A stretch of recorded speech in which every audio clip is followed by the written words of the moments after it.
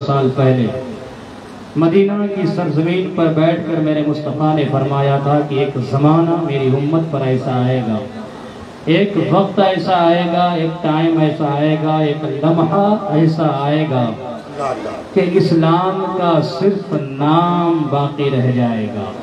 لا یبقى من الاسلام الا اسمہ، اسلام باقی نہیں رہے گا، صرف اسلام کا نام باقی رہ جائے گا۔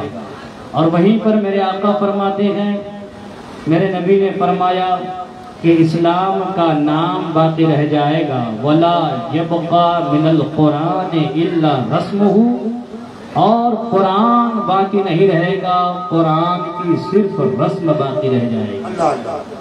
حضرات محترم، اگر ہم لوگ اس حدیث پاک پر غور فرمائیں، اب یہاں تو منبر نور پاک پہ ہم سے بڑے بڑے علماء موجود ہیں، میں ان کو کیا سناؤں، اور میرے یہ عزیز طلباء، ان لوگوں سے تو ہم ہی لوگ سیکھتے ہیں، یہ تو ہمارے بھی استاذوں کے استاذ نکلتے ہیں، ہے کہ صحیح بات ہے۔ اور رہ گئے سامعین تو وہ لوگ ادھر ادھر ہیں، خیر چلو بیٹے ہم لوگ چند باتیں کر لیتے ہیں، ہے کہ نہیں؟ سبحان اللہ۔ حضور صلی اللہ تعالی علیہ وسلم نے فرمایا تھا، لا یبقى من الاسلام الا اسمہ ولا یبقى من القرآن الا رسمہ، اسلام کا نام باقی رہ جائے گا، قرآن کی رسم باقی رہ جائے گی۔ آج دنیا گھوم کر دیکھے، نام مسلمانوں والا ہوتا ہے لیکن کام مسلمانوں والا نہیں ہوتا ہے۔ اب مان لو شادی بیاہ میں دیکھو، الحمدللہ عالی جناب سیٹھ شرافت حسین صاحب نے کتنا اچھا سجایا ہے، کتنا اچھا ڈیکوریشن کیا ہے۔ اللہ تبارک و تعالی اس محفل کو علماء کرام، طلباء عوام کے صدقے میں قبول فرما کر یہ جو رشتہ ہو رہا ہے، اللہ اس رشتے میں برکتیں عطا فرمائے۔ ہم زیادہ تو کچھ نہیں کہہ سکتے ہیں۔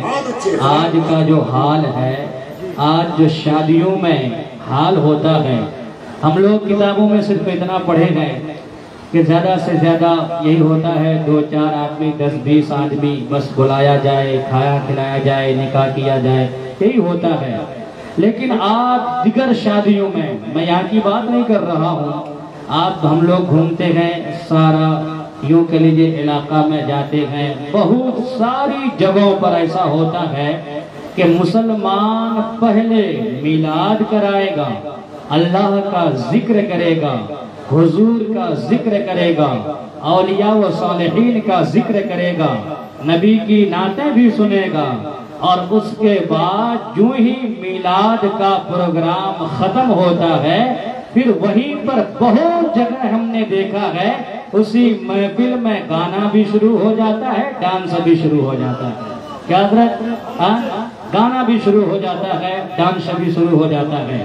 حضرات محترم، میں یہ کہنا چاہوں گا کہ چونکہ مسلمان ہیں، ہم نبی کے ماننے والے ہیں، اللہ تبارک و تعالی جب بندوں کو خوشیاں دیتا ہے، اس وقت اللہ تبارک و تعالی کو انسان، بہت سارا انسان بھول جاتا ہے، خوشیوں میں وہ مبتلا ہو جاتا ہے، اور اسی انسان پر جب مصیبت آن پڑتی ہے، جب اس پر بلائیں ٹوٹ پڑتی ہے، جب اس پر کہیں کسی طرح سے پریشانی آ جاتی ہے، اللہ کا نام لیتا ہے، رسول کا نام لیتا ہے، ولیوں کا نام لیتا ہے، اور جہاں یہ پریشانی گئی، خوشی آئی، پھر وہی انسان خدا کو بھول جاتا ہے۔ اب میرے نبی کیا فرماتے ہیں، میرے آقا کیا فرماتے ہیں، حضور کی بارگاہ ہے، ایک انسان آیا، حضور کی بارگاہ میں سوال کیا، میرے آقا بتایا جائے اس دنیا میں سب سے بڑا عقل مند کون ہے، سب سے بڑا دانشور کون ہے، سب سے بڑا دانا کون ہے؟ حضور کی بارگاہ ہے، سوال ہو رہا ہے، الکیس من دانا نفسہ، حضور اس دنیا میں سب سے بڑا عقل مند کون ہے؟ تھوڑی دیر کے لیے اگر میں آپ سے پوچھ لوں کہ دنیا میں سب سے بڑا عقل مند کون ہے، دانشور کون ہے؟ تو آپ کا جواب ہوگا جو سب سے بڑا بزنس مین ہوتا ہے وہ عقل مند ہوتا ہے، جو ہوائی جہاز اڑاتا ہے وہ عقل مند ہوتا ہے، جو بڑی بڑی کشتیاں سمندر کے پانی پہ ڈال کر اس کنارے سے اس کنارے تک لے جاتا ہے وہ عقل مند ہوتا ہے۔ یہ ہماری آپ کی سوچ ہو سکتی ہے، لیکن حضور میرے نبی کیا فرماتے ہیں؟ جو ساری کائنات کے لیے ہادی بن کر آئے وہ میرے آقا فرماتے ہیں، اور سوال کرنے والے سن، اس دنیا میں سب سے بڑا عقل مند وہ ہے جو یہاں رہ کر تیاری آخرت کی کر رہا ہوتا ہے، رہتا ہے دنیا میں تیاری آخرت کی کرتا ہے۔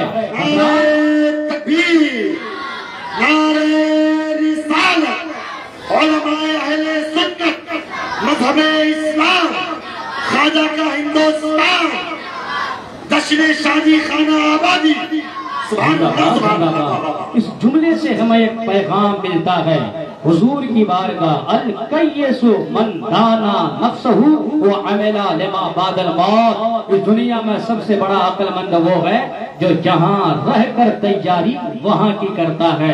حضرات، جو یہاں رہ کر آخرت کو یاد رکھے گا، دنیا میں رہ کر آخرت کو نہیں بھلائے گا، وہ انسان شراب کے قریب نہیں جائے گا۔ جس کو آخرت کی یاد ہوگی، آخرت کی فکر ہوگی، وہ کبھی ڈانس کے قریب نہیں جائے گا، وہ کبھی گانے باجے کے قریب نہیں جائے گا۔ اس کو آخرت کی فکر ہوگی، اس کو موت کا خوف ہوگا۔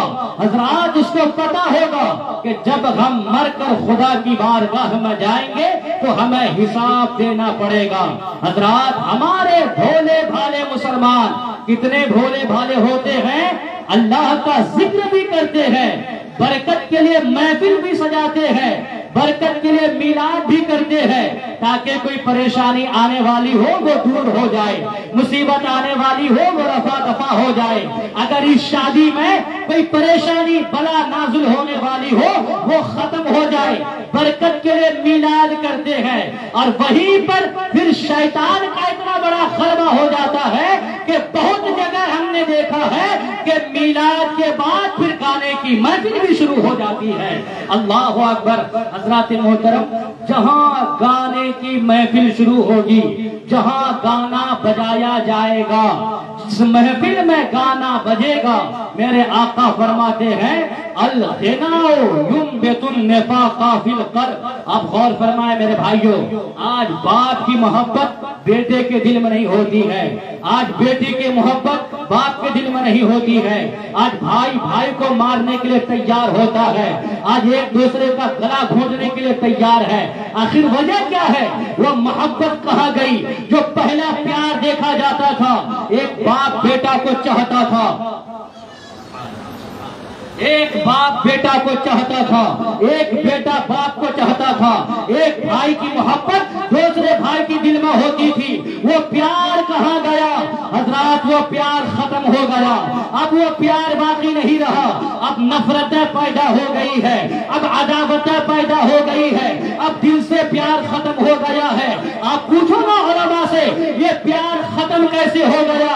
یہ علماء فرمائیں گے حضور نے فرمایا ہے کہ جہاں گانا بجایا جاتا ہے، جہاں گانا سنا جاتا ہے، جس گھر میں گانا بجتا ہے وہاں سے پیار ختم ہو جاتا ہے، وہاں سے محبتیں ختم ہو جاتی ہے۔ اس لیے میرے بھائیوں، اگر آج بھی ہم چاہیں کہ ہمارے دل میں وہی پیار پیدا ہو جائے، ایک دوسرے کی محبت پیدا ہو جائے، تو گانے سے دور بھاگو، اپنے اپنے گھر میں قرآن کی تلاوت کرو، قرآن کی تلاوت شروع ہوگی، ہر بچہ ماں باپ کا وفادار بنتا ہوا نظر آئے گا۔